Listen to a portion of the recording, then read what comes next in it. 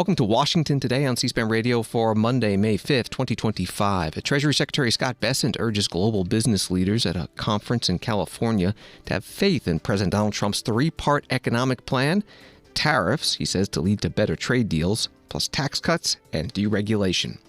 President Trump is asked about his weekend post to impose a 100% tariff on movies made in other countries, and also wanting to reopen the Alcatraz federal prison.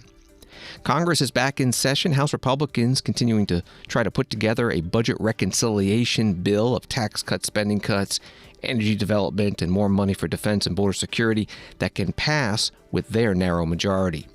Homeland Security Department offering $1,000 for undocumented immigrants to self-deport. Former Vice President Mike Pence receives the John F. Kennedy Profile and Courage Award. Former First Lady Jill Biden talks about her new role as chair of the Milken Institute Women's Health Care Initiative. And Washington, D.C. Mayor Muriel Bowser joined NFL Commissioner Roger Goodell in the Oval Office with the president to announce the 2027 NFL Draft will be held on the National Mall in the nation's capital. Fortune magazine writes that U.S. Treasury Secretary Scott Bessent told a gathering of power brokers in Beverly Hills that President Trump's controversial trade policies should be viewed as one leg of a three-pronged vision that, along with tax cuts and deregulation, will usher in a new era of American prosperity. Speaking at the annual Milken Institute Global Conference, Bessent described the policies as laying the ground for a golden age economy that would be powered by an expanded U.S. manufacturing base and increased energy investment. That was from Fortune magazine. Here's the Treasury Secretary. The Trump economic agenda is more than the sum of its parts. Trade, tax cuts, and deregulation may be three distinct policies, but each policy is mutually reinforcing, and acting in concert, they push toward the same goal: to solidify our position as the home of global capital. The result of the President's economic plan will be more jobs, more homes, more growth, more factories, more critical manufacturing plants, more semiconductors, more energy, more opportunity, more defense, more economic security, more innovation. In short, more of all things we need the most. The President believes we can achieve more together. This is the abundant vision he has for the future. He wants everyone to be a part of it. Thousands of businesses are now catching the President's vision. Since he assumed office in January, companies have pledged to invest trillions into the U.S. economy. President Trump has secured more investment for our country in 100 days than President Biden did during all 4 years. Entrepreneurs, too, are starting to understand what the President is trying to accomplish. March saw one of the highest levels ever recorded for new business applications. Many of these men and women, like many of you, are grasping that America First is the blueprint for a more abundant world. Treasury Secretary Scott Bessent at the Milken Institute Global Conference in Beverly Hills, California. Again, from the Fortune article about his appearance, Treasury Secretary said little, however, on President Trump's controversial tariff policies, aside from describing China as the biggest piece of this trade puzzle and stating that a big, beautiful rebalancing is possible. Article says that currently many companies are uneasy over the impact of tariffs on prices and supply chains following President Trump's decision to impose a 10% levy on countries around the world and a 145% levy on China. The tariffs have sparked fears of renewed inflation and have already translated into plunging imports at major U.S. ports. That was reporting from Fortune magazine. Here's the exchange between Scott Bessent and Michael Milken, the Milken Institute chair. How do you strike the balance between the administration's goal of reindustrialization in the U.S. and the risk of isolating the U.S. economy? Well, I think that they're not mutually exclusive. And as I've said many times, that obviously in this trade puzzle, China is the biggest piece. Where do we end up with China? And I said during IMF week in Washington, said, it's possible that we could, as Ray Dalio might say, do a big, beautiful rebalancing. That if we want more manufacturing, everyone agrees except Chinese leadership that they need more consumption, we could actually do that together. And then, look, on the other side, that getting better terms of trade is not always a straight line. It's not always a pleasant process, but I think at the end, the trading relationships will be stronger. Our security and values ties will still be there. You know, I look back and I think about the example of NATO and German fiscal spending. So I lived in London for a long time, ran the Soros office there, and since forever actually, that whether it was the French president, the Italian prime minister, people in Brussels were trying to break open the German piggy bank. And President Trump, not in a straight line, not in what anyone would call a diplomatic manner, has gotten NATO countries to step up and meet their spending requirements. I think, these numbers are approximate, but I think only 25%, when he came in 2017, only 25% of NATO countries were meeting their spending requirements. Now I think only 25% aren't. So you know, the Germans, for the first time, are going to allegedly do a big fiscal spend, which will drive European growth. And so can we do the same thing on trade? I think so. Treasury Secretary Scott Bessent at the Milken Institute Global Conference in Beverly Hills, California. In Washington on Capitol Hill, Senate Democrats invited small business owners to a news conference about the president's tariffs. It was led by the Senate Minority Leader Chuck Schumer, Democrat of New York. So we have a lot of small businesses represented here. And you know why? Because they're hurting. As all the folks behind me know all too well, President Trump's trade war is economic arson on our main streets. President Trump's trade war is economic arson on Main Street, and these folks are getting scorched. Trump's tariff tax is jacking up prices, smashing supply chains, forcing small shops to raise costs, lay off people, or worse yet, close their doors altogether. While Trump has been busy helping the billionaires, Main Street pays the price. While Trump has let mega corporation CEOs and his donors have his ear on exemptions when they want relief from tariffs, small business owners have been left out to dry. You're a big business, you can knock on the White House door and say, I need an exemption, I need this, and Trump goes along. These people don't have that access to the White House, and Trump doesn't even seem to care. So today, Senate Democrats are showing America the faces, businesses, and communities impacted by Trump's devastating trade war. He's had a bad tax war, too. Today, Senator Markey will announce legislation that I'm proud to co-sponsor to exempt small businesses from the president's destructive tariffs. Protecting small businesses shouldn't be a partisan issue. It's a national priority. And let's not forget, the 35 million small businesses in America employ 59 million people. That's about half the private sector jobs in the country are in businesses like those depicted here. Small businesses play a significant role. They're even more needed in rural communities. And there, they account for about 54% of rural workers. They're the backbone of our economy, yet right now they're bending over backwards to make ends meet, to not charge their customers more, to not lay off employees. That's the dilemma they're all faced with.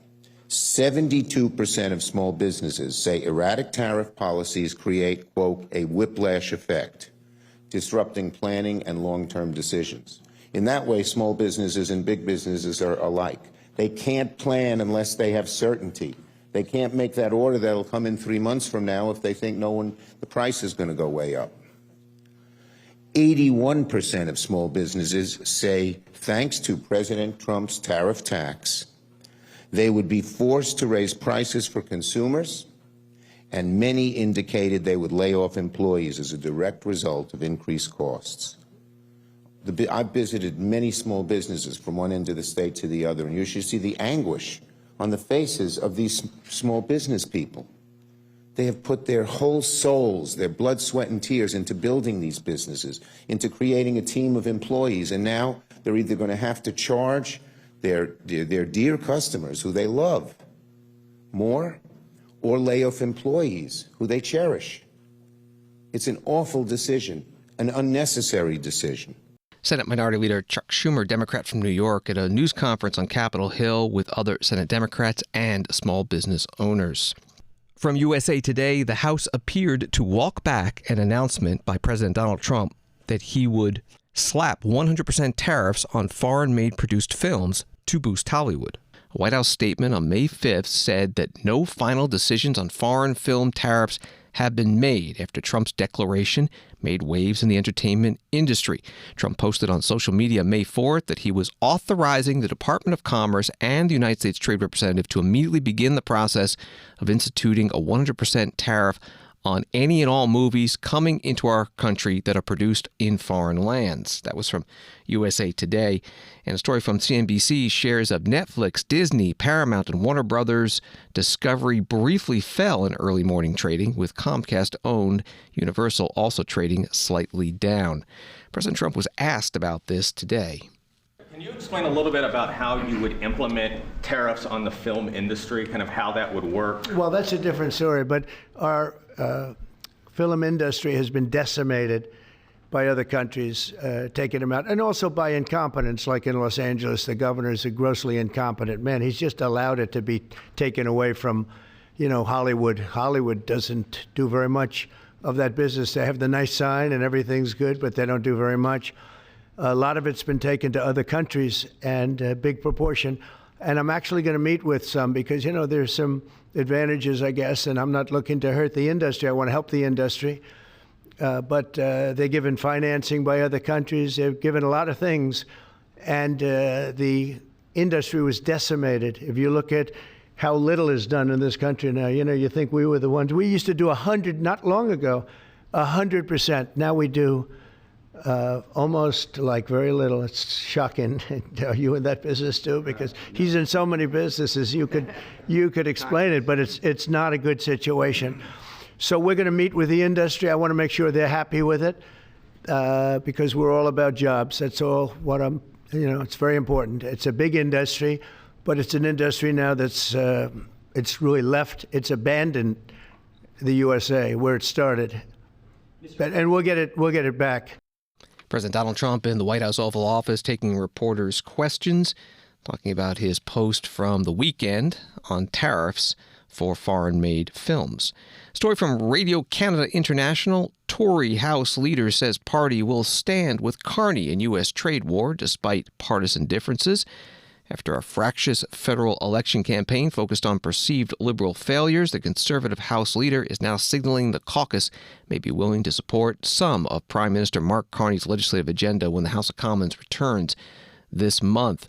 C-SPAN spoke with Jasmine Wright, a Notice White House correspondent, about the Canadian Prime Minister's visit to the White House this week to meet with President Trump and talk about tariffs.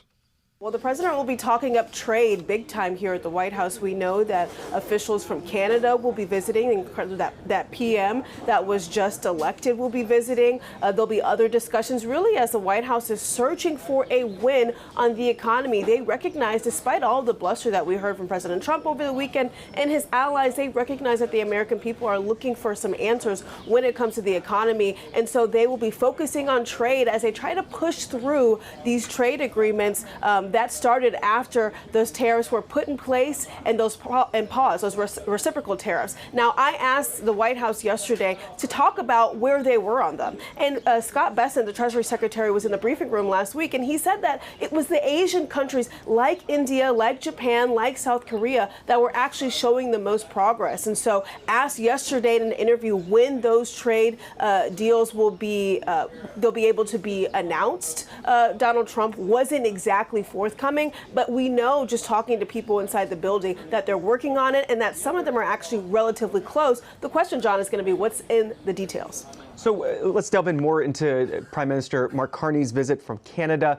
That's tomorrow at the White House. Are we going to get one of those joint news conferences? And what will be considered a successful visit in the eyes of the Trump administration? Yeah, it's unclear if we're going to get a news conference. Actually, I think if you look at the past a few times when foreign leaders would come in to talk specifically about trade, there haven't been press conferences that we saw in the first few weeks of the administration, but they have been those kind of extended Oval Office visits where reporters get to go into the Oval Office and ask both of the leaders of those countries different questions. And so I think that we can probably expect that. No word on a news conference. But I think what amounts to a win, frankly, for this administration is kind of a nice visit. Obviously, Carney and Trump have traded striking words in the past. There is some thought that Carney is only in office because of this mandate that the Canadian people gave to him to basically obstruct Donald Trump after the president has been talking about making Canada the 51st state, that the America doesn't need to give money to Canada, and obviously putting in all these tariffs when it comes to auto tariffs and other issues, tariffs on fentanyl. And so I think kind of just a nice visit where they can talk about trade in a positive and professional way would be a nice visit for these two. Obviously, this is going to be the second time that they've spoken since Carney was elected into office, but it'll be the first time that the two gentlemen meet in person. Jasmine Wright is a White House correspondent for Notice on C-SPAN's Washington Journal program this morning. Wall Street today, the Dow down 98, NASDAQ down 133, S&P down 36.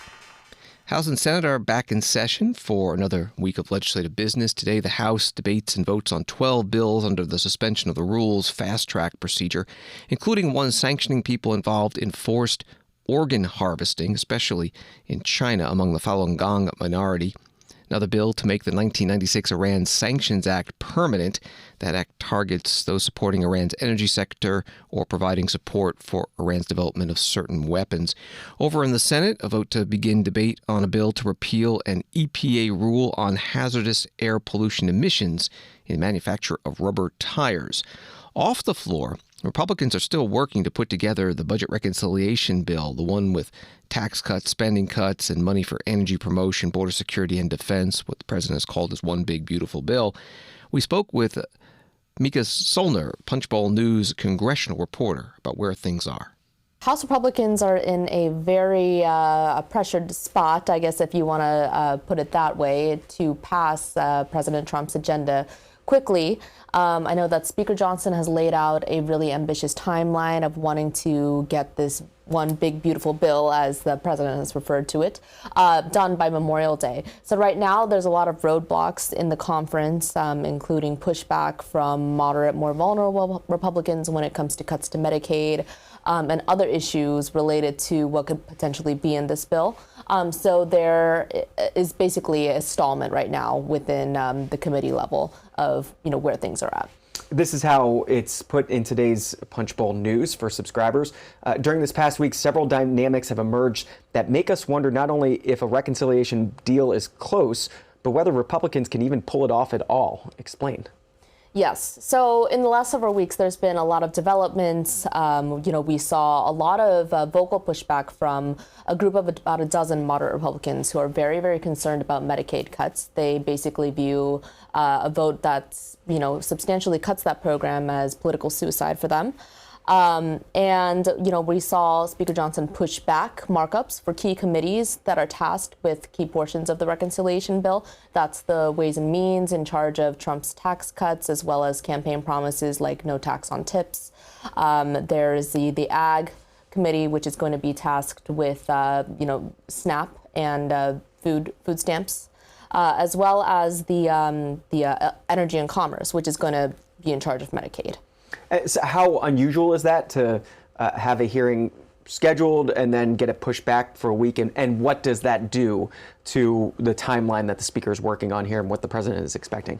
I don't think it's particularly unusual when there are issues, when there are issues in terms of will it actually, if it goes to a markup, will it be able to pass on the floor? Essentially, the markup is the first step, right, to get that passed, and those changes are going to come when these get taken up in committee. So whether it gets amended or what provisions are going to be. And I think that this is potentially going to be chaotic for the timeline with such a short time frame, about 2 weeks away. And then one factor that you note in Punchbowl this morning, the White House is also now finally getting engaged in this process, which has both upsides and risks.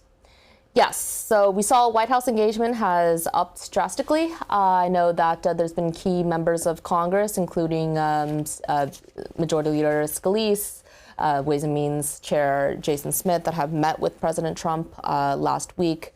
And, it looks like Trump's really getting involved. We saw the White House put out its own budget proposal last week that has had some issues with the Hill. So we're going to probably see a lot more engagement and a lot more involvement from the president and his allies, as well as, his liaisons and staff that he's deploying to get this bill through. Mika Solder, Punchbowl News congressional reporter on C-SPAN's Washington Journal this morning, and Politico reporting today that House Republicans have planned a slew of meetings this week that they hope will resolve huge political battles over their massive domestic policy bill as they race the clock on a Memorial Day deadline. Washington Post article from last week about budget reconciliation has this: the Republican leaders of the House and Senate Agriculture Committees say they will not advance legislation that cuts food assistance benefits for needy families, a position that threatens to upend the party's budget goals in what President Donald Trump has called the Big Beautiful Bill on taxes, immigration, and defense. House Agriculture Committee Chair Glenn Thompson, Republican of Pennsylvania, told the Washington Post that his panel would not force SNAP, the Supplemental Nutrition Assistance Program, formerly known as food stamps, to overhaul its benefit formula to claw back billions of dollars in spending. Senate Agriculture Committee Chairman John Bozeman, Republican of Arkansas, echoed Thompson's stance, telling the Post that he is not in favor of reducing benefits. That was from the Washington Post. Today, the Agriculture Secretary Brooke Rollins answered reporters' questions about this in the White House driveway. House Republicans, they're working on President Trump's Big Beautiful Bill. On the ag portion, yes, seems like there are concerns about how the cost sharing on SNAP is going to go. I'm wondering if you have any thoughts on that, if you can explain how you think that process should play out. Well, I appreciate that. Obviously, the president has a vision that, and really an almost entirely aligned Republican Party behind him in the House and the Senate. We so look forward to delivering on tax cuts and deregulation, all the pieces of the president's economic vision. Clearly, as Secretary of Agriculture, I am very focused on it. I'll be testifying tomorrow in the House, actually the Senate tomorrow, the House on Thursday, to talk about the agriculture piece of it. A lot of people don't understand that the USDA, almost 80% of our big budget is the SNAP food stamp program, to your point, and only about 15 or 20% is actually farming and ranching. So a big part of this, for my opinion, is that realigning USDA, obviously ensuring that the best parts of the food stamp, the SNAP program, stay in place, that we continue to feed those and provide that supplemental nutrition to those who need it the most, but also ensuring that we're prioritizing our farmers and our ranchers as we're moving forward. Can you, if I could follow up? Yeah, sure, go ahead. What would you tell Americans who rely on SNAP? Should they be expecting potential cuts to those services? So I think it's really important also to understand that on SNAP and on food stamps, in the last administration, we had a massive influx of dollars, almost a 35 to 40% increase of the SNAP program under the Biden administration. That didn't necessarily mean more money to families. It just meant a massive new layer of bureaucracy, of NGOs, et cetera. So as we are realigning and reforming the SNAP program in partnership with our great friends, G.T. Thompson, John Bozeman, others on the Hill, that ensuring that as we are looking at that, the money goes to what it was intended, and that is a supplemental nutrition program for American families that need it the most. And that's what we're really focused on. Agriculture Secretary Brooke Rollins in the White House driveway with reporters. On Capitol Hill, the House's Minority Leader, Hakeem Jeffries, Democrat from New York, held a news conference talking about the fate of the budget reconciliation bill. The core promise that Donald Trump made and that Republicans made to the American people on the campaign trail repeatedly was that they were going to fix a broken economy and drive down the high cost of living. In fact, Donald Trump said that costs would go down on day one. The reason why he's the most unpopular president in modern American history after the first 100 days, despite all of the big talk of a mandate and the Democratic Party being in retreat, is that he has failed on the economy. And Republicans have failed on the economy. And so all the random stuff that gets thrown out there, which is not how policy should be made in a sound manner, all the random stuff that gets thrown out there, I mean, it's just hard to take it seriously, and it's hard to evaluate it outside of the context of Donald Trump trying to distract the American people from the fact that he's been a failure as president. The House Republicans are failing. They are completely in retreat. They are canceling committee hearings. They keep blowing through their own deadlines. Originally, this big, ugly bill was supposed to be enacted by early April. Well, now in May, they're canceling hearings. They said, well, we're going to get this done by Memorial Day. That ain't happening either. And it's because the American people view these Republican policies as dangerous and harmful. And Republicans haven't figured out how to break away from being a rubber stamp for Trump's extreme agenda. And that's why we're seeing this level of paralysis. House Minority Leader Hakeem Jeffries, Democrat from New York, at a news conference. A story from Politico: Georgia Governor Brian Kemp will not run for Senate in 2026. According to three people familiar with his decision, the popular Republican would have been a prime recruit against first-term Democratic Senator John Ossoff. Kemp said in a statement posted on X, "I've decided that being on the ballot next year is not the right decision for me and my family. I spoke with President Trump and Senate leadership earlier today and expressed my commitment to work alongside them to ensure we have a strong Republican nominee who can win next November." The Political article has this as well. Without Kemp in the race, Republicans may face an unpredictable primary that could include divisive candidates like Congresswoman Marjorie Taylor Greene. Washington Today continues in a moment. The weekly podcast is a unique offering from C-SPAN.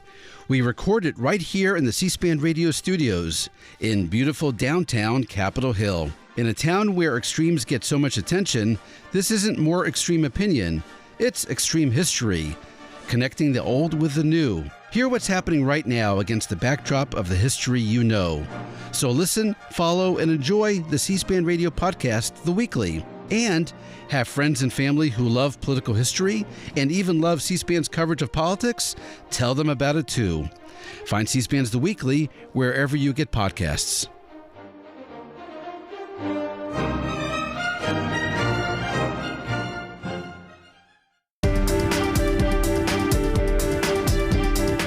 Welcome back to Washington Today, available as a podcast on the free C-SPAN Now mobile app and wherever you get your podcasts. A few more headlines out of Tel Aviv, Israel. Israel approved plans Monday to seize the Gaza Strip and to stay in the Palestinian territory for an unspecified amount of time. Two Israeli officials said a move that, if implemented, would vastly expand Israel's operations there and likely draw fierce international opposition. And back in Washington, the Army is pausing flights near a Washington airport after two commercial planes had to abort landings last week because of an Army Black Hawk helicopter that was flying to the Pentagon. The commander of the 12th Aviation Battalion directed the unit to pause flight operations around Ronald Reagan Washington National Airport following Thursday's close calls. Two Army officials confirmed to the AP. It comes after 67 people died in January when a passenger jet collided with a Black Hawk helicopter at Reagan Airport. The new director of the Federal Bureau of Prisons begins an ABC News article, said the agency will vigorously pursue all avenues to support and implement the president's agenda after President Donald Trump said he wanted to reopen Alcatraz as a substantially enlarged and rebuilt prison. Over the weekend, Trump posted on Truth Social that he was directing the Bureau of Prisons, along with the Department of Justice, FBI, and Homeland Security Department, to reopen the facility. Reporting from ABC News, President Trump was asked about his post. How did you decide to reopen Alcatraz? Can you walk us through that decision? Did I say what? To reopen Alcatraz, how will you use it? How did you come up with the idea? Well, I guess I was supposed to be a movie maker. We started with the movie making and we'll end. I mean, it represents something very strong, very powerful in terms of law and order. Our country needs law and order. Alcatraz is, I would say, the ultimate, right? Alcatraz, Sing Sing and Alcatraz, the movies. But It's right now a museum, believe it or not. A lot of people go there. It housed the most violent criminals in the world, and nobody ever escaped. One person almost got there, but they, as you know the story, they found his clothing rather badly ripped up, and it was a lot of shark bites, a lot of problems. Nobody's ever escaped from Alcatraz, and just represented something strong having to do with law and order. We need law and order in this country. And so we're going to look at it. Some of the people up here are going to be working very hard on that. And we had a little conversation. I think it's going to be very interesting. We'll see if we can bring it back in large form, add a lot. But I think it represents something. Right now it's a big hulk that's sitting there rusting and rotting. You look at it, it's sort of, you saw that picture that was put out, it's sort of amazing. But it sort of represents something that's both horrible and beautiful and strong and miserable, weak. It's got a lot of qualities that are interesting, and I think they make a point.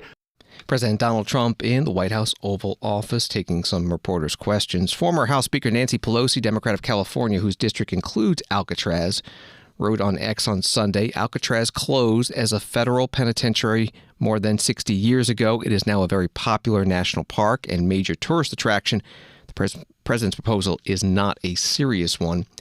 And a story from USA Today, when the maximum security prison was closed by then Attorney General Robert Kennedy in 1963, the Federal Bureau of Prisons stated it was too expensive to continue operating because it needed $3 million to $5 billion in restoration and maintenance. The Bureau reported it was 3 times more expensive to operate than any other federal prison, primarily because of its physical isolation and lack of fresh water. That was from USA Today. Some reaction coming in today to President Trump's statement in an interview with NBC News Meet the Press moderator Kristen Welker that aired Sunday, in which the president said he did not know if everyone in the U.S., citizens and non-citizens, entitled to due process under the Constitution. First, here's what the president said in response to questions about the case of Kilmar Abrego Garcia, who was deported from Maryland to El Salvador. Your Secretary of State says everyone who's here, citizens and non-citizens, deserve due process. Do you agree, Mr. President? I don't know. I'm not a lawyer. I don't know. Well, the Fifth Amendment says. I don't know. It seems it might say that, but if you're talking about that, then we'd have to have 1 million or 2 million or 3 million trials. We have thousands of people that are some murderers and some drug dealers and some of the worst people on earth. But some of the worst, most dangerous people on earth. And I was elected to get them the hell out of here, and the courts are holding me from doing it. But even given those numbers that you're talking about, don't you need to uphold the Constitution of the United States as president? I don't know. I have to respond by saying again, I have brilliant lawyers that work for me, and they are going to obviously follow what the Supreme Court said. What you said is not what I heard the Supreme Court said. They have a different interpretation. President Donald Trump on NBC's Meet the Press on Sunday. Today, Congresswoman Kathy Castor, Democrat of Florida, was on News Nation. It's truly outrageous. People all across America, especially here in Florida, are very concerned with railroading innocent people out of the country without due process. I met last week with a number of families, including a U.S. citizen with a 1-year-old daughter who's a U.S. citizen whose mother was breastfeeding, and she was dispatched to Cuba after voluntarily showing up at her ICE check-in. That's cruel. This is a stain on the administration. They need to respect the Constitution and due process under the law. In terms of respecting that, what can be done from your perspective to ensure that not only that anyone, including the president, upholds the Constitution? Well, the courts are speaking loudly and clearly, including the United States Supreme Court. And I think what members of Congress can do is tell these stories, how outrageous it is to rip away a nursing mother from her 1-year-old child without any due process, without any warning, take her to Cuba. And there are also additional cases of young men who were not provided due process, just spirited out of the country. Congresswoman Kathy Castor, Democrat of Florida, interviewed on News Nation. AP reports that the Trump administration says it's going to pay immigrants in the United States illegally who've returned to their home country voluntarily $1,000 as it pushes forward with its mass deportation agenda. The Department of Homeland Security said in a news release Monday that it's also paying for travel assistance and that those people who use an app called CBP Home to tell the government that they plan to return home will be deprioritized for detention and removal by immigration enforcement. Homeland Security Secretary Kristi Noem said if you are here illegally, self-deportation is the best, safest, and most cost-effective way to leave the United States to avoid arrest. DHS is now offering illegal aliens financial travel assistance and a stipend to return to their home country through the CBP Home app. Reporting from Associated Press, U.S. Border Czar Tom Homan talked about this today in the White House driveway. What sort of impact do you see as having the self-deportation offering $1,000 now for illegal immigrants to self-deport through the app? Well, I think you'll have some movement, right? Because I think people are finally getting the message. If you leave on your own, you can take advantage of legal programs, come back. But we have to go through the process of formally deporting you. There are mandatory bars against you for up to 20 years, sometimes forever. So, if you want to take advantage, come back as a worker, a tourist visa, a visitor's visa, a student visa, or have a U.S. citizen child if you have one, petition for you in the future. Leave yourself open to the opportunity of legal entry. Do things the right way. There's millions of people standing in line right now doing things the right way. Taking the test, doing the background investigations, paying the fees. They're sitting in the back seat. While millions of people are allowed into this country in the Biden administration that simply don't qualify for asylum. Most of them will lose that asylum. So while they're clogging up the whole system, in addition to those who want to come in legally, while the millions of fraudulent asylum claims under the Biden administration, there are people in this world who really are escaping fear and persecution from the homeland. But they're sitting in the back seat too because millions of people cheated the system, come across the border, released in the United States that caused a significant backlog in immigration court. And that wasn't by accident, it's by design. Let's just overwhelm the system. So it takes 5, 7, 9 years to go through the whole process if they take advantage of the appeals process. They know exactly what they're doing. That's why they want in ICE detention. In ICE detention, they get a hearing in 35 days. But for release, millions of the country overwhelm the system so they don't get a hearing in 5, 7, 9 years. Then maybe there's a Democrat administration in power. Now we can have an amnesty. They know exactly what they're doing. They're playing the long game. But we're going to beat them at it. We're going to ramp up interior enforcement operations and remove this. We're going to force the law. We're not going to ignore the law like the Biden administration. U.S. Border Czar Tom Homan speaking to reporters today in the White House driveway. Story from News Nation. Cinco de Mayo festivities are taking place across the U.S. on Monday, but several cities have canceled their parades due to increased fears over President Donald Trump's immigration crackdown. Cancellations come as U.S. Immigration and Customs Enforcement increases deportation efforts to carry out stricter immigration policies nationwide. That was from News Nation. Associated Press up in Boston reporting that former Vice President Mike Pence on Sunday repeatedly invoked the Constitution and said it is what binds us all together after receiving the John F. Kennedy Profile and Courage Award. Pence received the award for his refusal to go along with President Donald Trump's efforts to remain in office after losing the 2020 election. The award recognizes Pence, quote, for putting his life and career on the line to ensure the constitutional transfer of presidential power on January 6, 2021, the JFK Library Foundation said. That was from the AP article. Here's part of Vice President Pence's acceptance speech. So we all have our differences, but I will always believe that there is more that unites us in this country than could ever divide us. Sometimes I tell people, you get 15 miles out of Washington, D.C., the people in this country actually get along pretty well. Because at the end of the day, for most Americans, it's about our families. It's about our kids, about our grandkids. Karen and I just learned this weekend that we're going to have a new grandson come this fall. That makes 5. Americans long just to make an honest living, to live, to work, to worship, according to the dictates of their conscience. But to forge a future together, We have to find common ground. And I hope in some small way, my presence here tonight is a reminder that whatever differences we may have as Americans, the Constitution is the common ground on which we stand.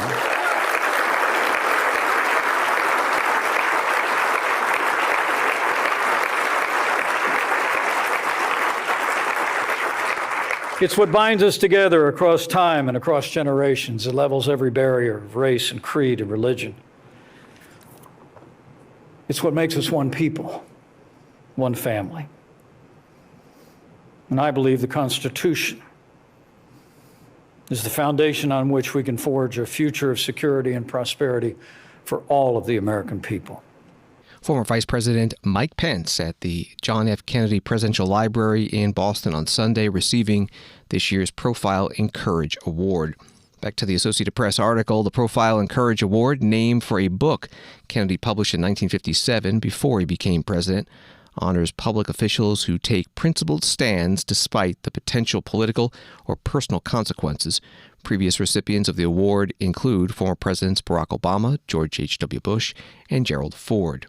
Former First Lady Jill Biden spoke today at the Milken Institute's 28th Annual Global Conference in Beverly Hills about her new job. Chair of the Institute's new Women's Health Network, which, an article at fiercehealthcare.com reads, will engage research institutions, startups and entrepreneurs, corporations and businesses, investors, payers, policymakers, patient and community organizations, health systems, and philanthropists to advance women's health. They aim to make headway on understanding and treating conditions that disproportionately impact women. Jill Biden was interviewed by Esther Krofa, Milken Institute Health Executive Vice President. As you think about what can we do differently, what are the opportunities now that you see for us to impact women's health? Well, I think that we have, in the United States, we have the best biomedical research in the world. And actually, I was just in Abu Dhabi a few months ago, and I was seeing that their medical system and how they set it up. And they really attack it through a prevention more than I think than we do here in the United States. And one of the things that they did was they had a place to gather all the data on breast cancer and it made such a difference that they sort of broke down all the silos that we seem to be having or have had in the United States. But researchers need to share the research and the information. And so I think that really this is a global problem. Yeah. It's not just here in the United States that we're finding this. And another opportunity is in clinical trials. We don't have enough women that are enrolled in clinical trials. We're not tracking women that are enrolled in clinical trials. And in some cases, we're reversing the progress that we have made in inclusion in clinical trials. And so as we think about the opportunities for devices and diagnostics and treatments and cures, how do we ensure that we get women enrolled? And part of that is information and education. And you, as an educator, you know that all too well. How do you get information out there to everyone to say, talk to your physician, engage with your healthcare system, let's get women enrolled, let's understand what's affecting them, and then let's make a transformative difference. Yeah, so absolutely excited about all of those opportunities. And so now let's talk a little bit about the role here with a lot of those that are in the audience and those who are watching us online.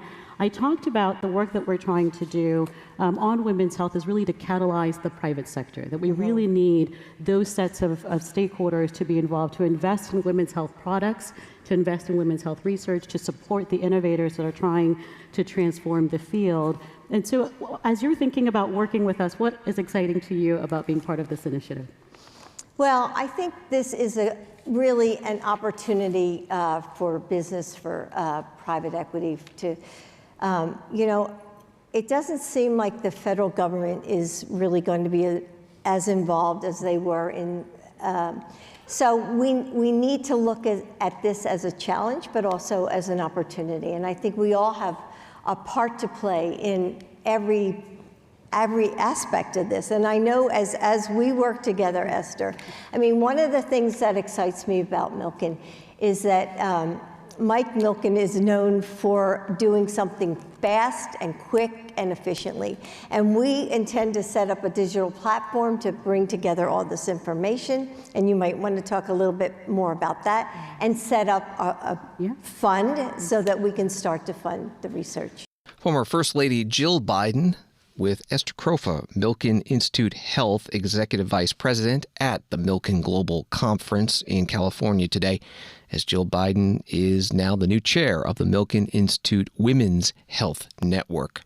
Jill Biden helped create a White House initiative on women's health research when her husband Joe Biden was president. Story from Reuters, the National Football League will host its 2027 draft in Washington, D.C. U.S. President Donald Trump announced on Monday at the White House, bringing the league's biggest off-season event to the nation's capital for the first time since 1940. The three-day event that regularly attracts hundreds of thousands of visitors is expected to take place on the National Mall, a stone's throw from the White House. The announcement comes days after the Washington Commanders struck a deal with the District of Columbia to return to the site of the club's former RFK Stadium, where Washington played from 1961 to 96 and enjoyed the most successful era in franchise history. Reporting from Reuters, President Trump was joined in the White House Oval Office by the NFL Commissioner Roger Goodell and Washington, D.C. Mayor Muriel Bowser and Interior Secretary Doug Burgum. Beside them was an artist's rendition of what the event would look like on the National Mall. Here are President Trump and Mayor Bowser. I'm pleased to reveal that the 2027 NFL Draft, that's a big thing, will be held right here in our nation's capital, Washington, D.C., on the National Mall, and you get a little glimpse of it.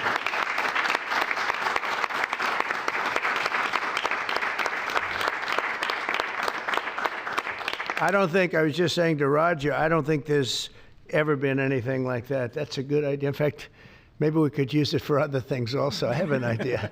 It's going to be beautiful. It's going to be something that nobody else will ever be able to duplicate that, I don't suspect. It's very exciting. Every year, hundreds of young football players have their dreams come true as the NFL teams across the land, and you just saw that last week. Select the best young players in America to join their ranks.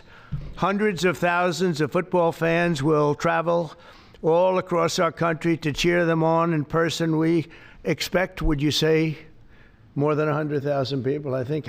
What is the capacity would you think it can hold? Because the mall can actually hold up to 1 million people if you go all the way back. What do you think? Over 3 days, we'll be over 1 million. Oh, yeah, you're going to have